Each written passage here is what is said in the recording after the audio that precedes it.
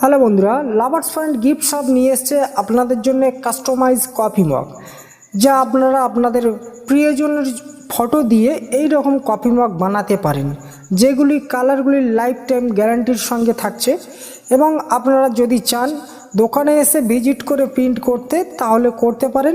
আমাদের ঠিকানা ধবধবি রেলগেটের সন্নিকটে।